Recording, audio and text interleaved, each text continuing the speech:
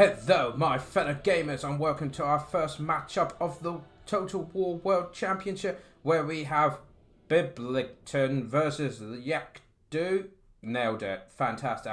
As an Englishman, I can't mispronounce names. It's the law. So in the first round of two, we've got the High Elves, many of a lion theme going on here, very nice, versus the Dwarfs. So it's going to be a good grudger map, and we're on the MP Alpine Ridge map, which is a good classic map. Got some woods on the sides, the hill in the middle. Just quickly looking over, I thought this would be a good setup, so let me know in the comments below. Just start commentating when the load screen's up, and that way you can see all the units, what they're bringing. If I get time, I can discuss what's there. And yeah, and then we can jump straight into the match. So those that don't know about the World Championship, how it's going to be done, each player has to play the other player in a best out of two. And I assume if they win a match each, that's a tie. But if the other one player wins two matches, it's a win to them. And that's how they'll work out the points and all of that. We're going to quickly pause. We're going to go into slow-mo and have a look. So we got this front line here. I should do that as well for you. So white lines of charge there. The white lines units, 5 units. We then have 2 units of archers for supporting. We also have an eagle claw boat thrower, which will be very helpful. Some Assault Masters of Hoeth, and then we've got a Noble on a Chariot, a Great Eagle, and then Ariel the Radiant on her Great Eagle as well. I see over here we do have some Lion Chariots here. I'm loving the Lion theme going on here. But over here, 2 units of Dwarf Rangers, both with great weapons, which could be problematic for the Chariots there. And then the Dwarves going for a pretty nice solid formation. A front line of Quarrelers, I believe. Yep, 4 units of them. We then have Longbeards. 1, 2, 3, 4 units of Longbeards as the main line. Led by Belegar Ironhammer and supported by Runesmith. Also got 2 units of Grudge Throwers, and they are supported by 2 Elite Hammerers, which are at the back, ready to join in when required. So the Grudge Thrower, as you can see, getting some good work. In fact, I think it's a duel of weapons going on here. And I think these guys are actually just walking forward. Yeah, so they're not even firing yet. Well, the Dwarfs... Oh, he's not having a good time. He's not having a good time. He's lost an arm. That's going to be difficult, explaining why he can't load a crossbow anymore. Yeah, there though. You know, there is something, satisfying watching elves go flying like that. So yeah, this is our first battle of the World Championship. Each episode's going to have both rounds in it. So each episode will be a proper full matchup. And yeah, I think that's pretty much all I need to explain really. Gotta keep an eye on it here because they've been spotted nearly immediately. So what are the Chariots going to do? I think they're going to go for it. Straight in there. But of course they do have great weapons to worry about. So it looks like Ariel's on her way there. I like the way the Noble's kind of hanging back just to protect these, make sure the back line's done. While the High Elves get onto the ridge line. But I mean, they are just looking hugely outnumbered. There's 4 units of ranged dwarfs compared to the 2 units of the High Elf archers. So it'll be interesting to see how that goes. But already, they've Ariel joining in as well. 1 unit of Rangers is running. Oh, the Eagle Boat Thrower has begun firing now. Though they have taken some damage. I don't think they've lost any. And the other Rangers here, good move. They've been told to keep firing. Because they need to take these shouts off. But yeah, they're chasing them off the field there. That is a good little win there for the High Elves. First battle coming in. Not quite sure why they're getting closer. So you could have been shooting them up the hill, couldn't you? Yeah, they could have been shooting them back here. So I think that might have been a bit of a mistake there. Because now they're running away. And of course the elves are faster. Here comes the Longbeards. Straight in there. But the archers are getting a nice blob attack here. And the white lines are moving around. Not sure if shooting the cannons is the best... Oh, the Grudge Thrower, sorry, is the best move. Sending the Great Eagle, yes. But this could be firing on Dwarf Infantry like the Quarrelers... maybe even the Hammers or the Longbeards if they weren't engaged. Over here, The chariot has done with the second group of rangers, so the High Elves have won that engagement. That area is coming back into the main engagement.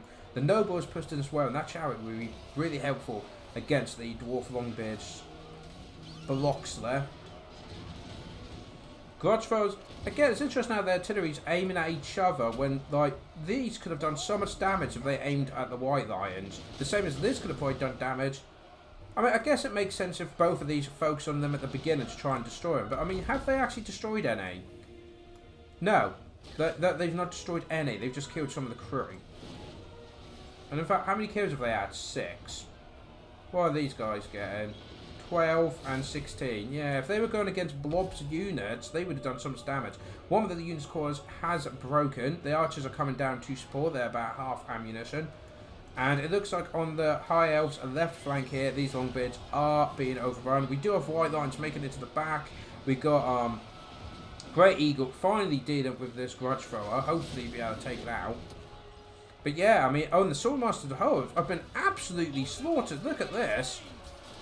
They're looking about to break, which won't be very helpful for the High Elves. That's like they're most of the infantry. Interesting the hill goes there and not here. I guess because these White Lines are trying to hold the 2 Hammerer units. If they can pin those 2 units in for as long as possible, then yeah, the best units for the Dwarfs are being held up. But we need to try and break through the High Elves. They need to break through and get at these quarters. They're still focused on this grudge thrower. Not getting there. The Rune, Smith and Balagor beating this Grey Eagle up. Though they do seem to be struggling. Chariot's taking out the quarters there. They get 1 volley off. Hang on a minute. They didn't finish them. Oh no. The Rangers weren't chased off the field, so they've come back. Typical Dwarfs, really. But this flank has now collapsed with the Dwarfs, so they can now swing in here. The Archer's been able to provide the support. The Eagle's got out. Aerial broke? When did that happen? Oh, that was against the Hammerers, weren't it? And so's the White Line. So that entire flank's now broken. Where's the second unit? Hammerers also making it the weaker unit are going for the centre to protect. That makes good sense. And get the full health one, or practically full health, to flank the Swordmasters and the White Lines that are being a bit of a pickle over here. Ariel has rallied now, so she can start coming into the fight. Runes being dropped now, but the grudge throwers are being taken out. But I really don't think they got their value for money. I mean, these guys, they're still fully operational, so all that fire back and forth has achieved nothing, in my opinion. I mean, what do I know? But yeah, I feel like the dwarves the grudge throwers could have done so much damage against like the White Lions. Because now the White Lions are breaking through. The dwarves are starting to lose ground. I mean, they still got the Hammerers holding the centre. Quarters on the hill. We'll do good. But I'm surprised the Swordmasters, I mean, they were breaking. But now it's the Longbeards that are breaking. Mainly because there's a giant angry eagle kind of like being angry and eagle-like. Yeah, so there you go. So yeah, that's terrifying. And it looks like the Dwarfs are now starting to break. Quarters are running. The grudge throws are going. The Hammers, I think, are literally the only things that are holding now. And, of course, the Lord and Hero. But the Archers are now moving up as well. Oh, yeah, these guys try to attack the Eagle Bow Thrower, but have just all... Well, oh wait, we've killed 1. And actually 2 of them are unmanned, so they're taking them out. But I just feel like the cost wasn't worth it. They could have done so much more. Ariel's taken a hell of a lot of damage. 900 health left, that's not much. But then again, she don't need to get involved now. Like, it's just mainly Hammerers. We do have forces starting to rally again for the Dwarfs, quarters and that. So yeah, the Eagle needs to be chasing down these units, which it was doing. Like, maybe chase down the most valuable would be the best. Well, there is Charity as well. These guys are doing well with 124 kills. Beep beep, stray over them. Yeah, that's them routed. We got healing going down here. Archers have now used all of their ammunition up. They've got a couple shots left. They can then come in and finish it. And I think the Dwarves, when the Hammerers start going, that's when we know that the tide is turning. We've got some quarries here, but they are going to be dealt with. Guess the main battle is mainly here. Balagor, who's that? Balagar has barely taken any damage. Yeah, I'm pretty sure he's been in the thick of the fight a lot. He's just not taking much damage. But the Hammers are now going. The Eagles get in there. And I think Belagor is it. Oh, no, there's some cores there. But honestly, with the leadership and that, I think the High Elves are going to be able to take this. Yeah, Be'lakor now routing. And I think that is a win for the High Elves.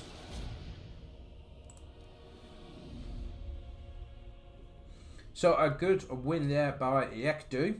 So he's now 1 up in a series of 2 against Biblington. Yes, I can do that. Yeah, definitely, yeah, good armies. Definitely good armies. I do feel like the artillery could have done better. I mean, I get the Dwarfs aiming for the bow thrower because just take it down, have dominance. And they have more infantry as well. So if they had done that, that would have been good. But I don't think any of the grudge throwers actually got taken out by the bow thrower. So it kind of like that could have been just focusing on the hammers and longbeards just to whittle their numbers down.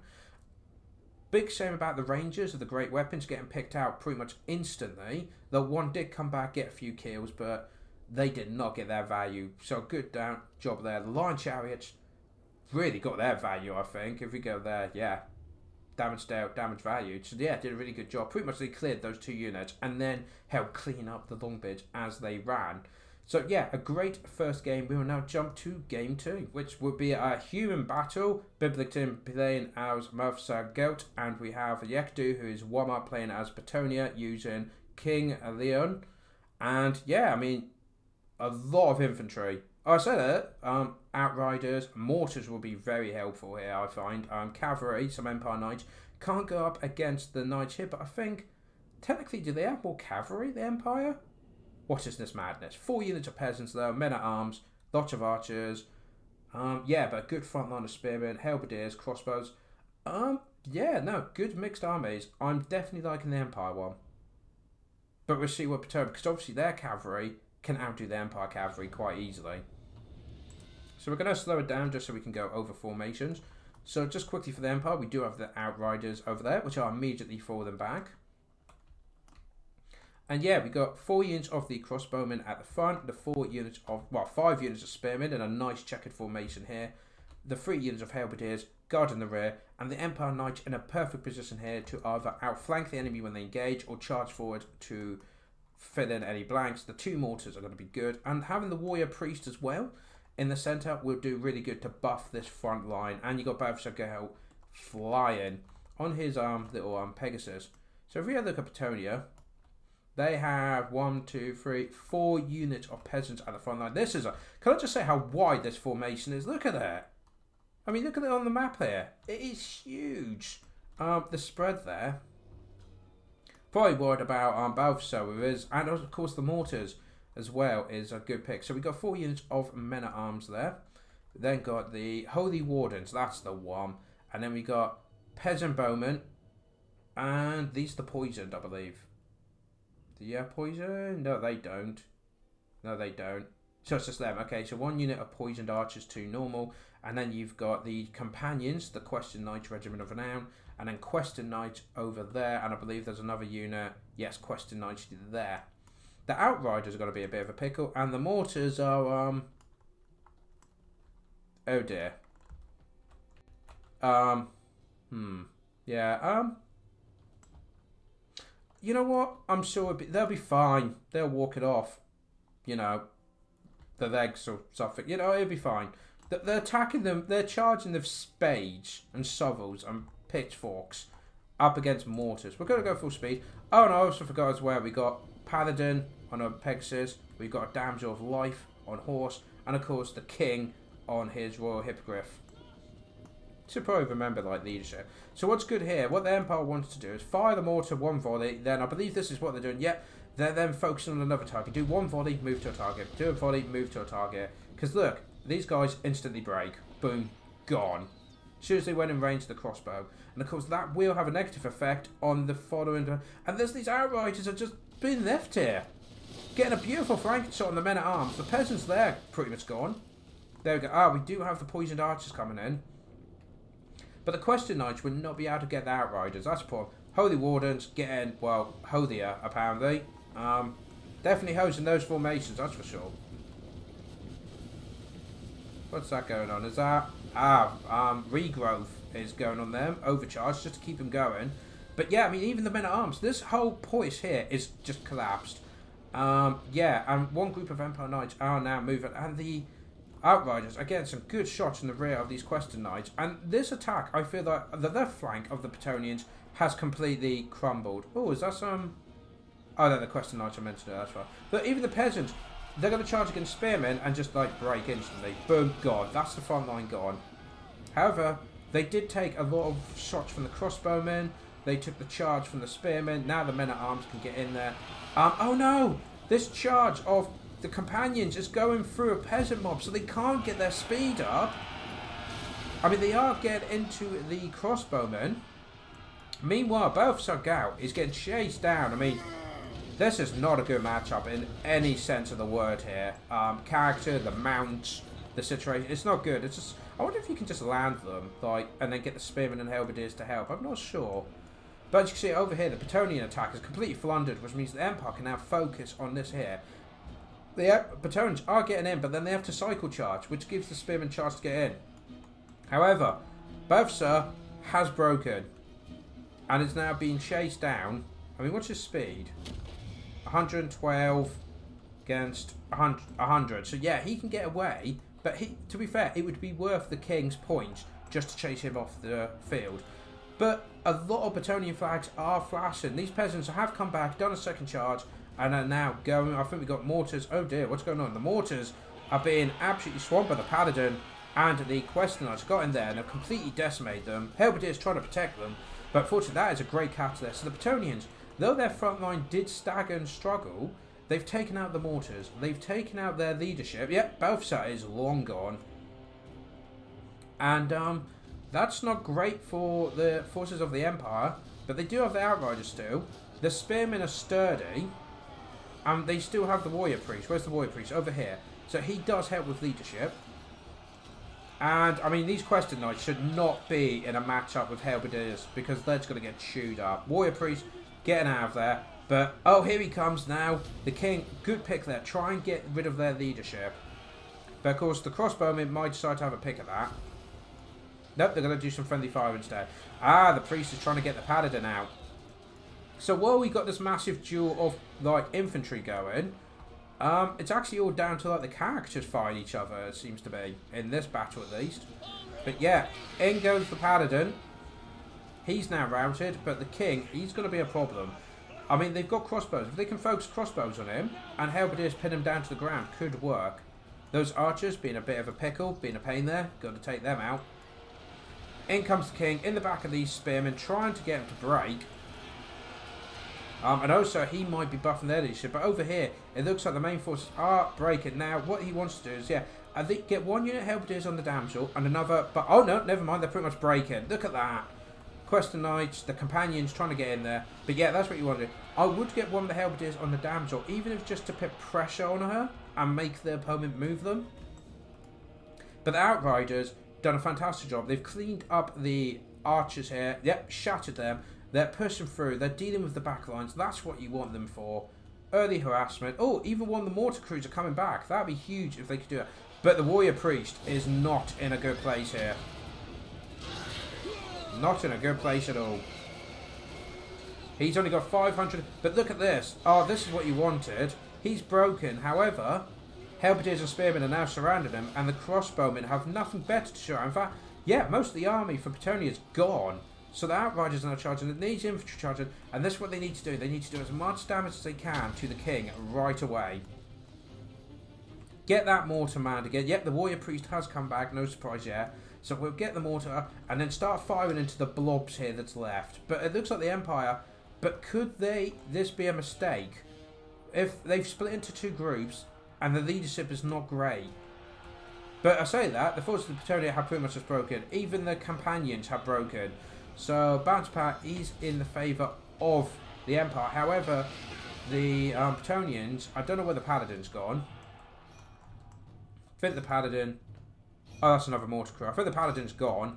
But the Damsel and the King left is a problem. Oh, the companions are completely shattered now. And the Empire Knights... And guys, the Empire Knights... are pretty, yeah, they're exhausted, but they were fresh at the beginning because they weren't used till they were needed. And yet the damsel's gone. Look at this, chasing them all down. This is not looking good for Bretonnia. Though, this doesn't look good for the Empire. Ah, they're just trying to get some shots off where they can. But there you go, the damsel's gone. The Empire hugely outnumber the Bretonnians, like 5-1 at this point. There you go, friendly fire is acceptable at this point. We want to just get that thing down, especially when you got all these spearmen and halberdiers left. It's not, and there's another unit of halberdiers getting in there, so it doesn't matter at this point. But yeah, they're chasing them down. Bretonnia's going, and I think that's it. I think we have a winner for the Empire.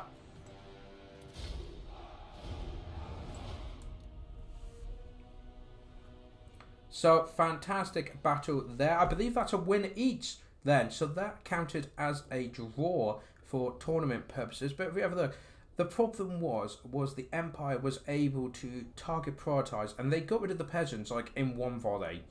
Literally, the peasants went in one volley, which meant they could then focus on the men-at-arms, which just didn't do well.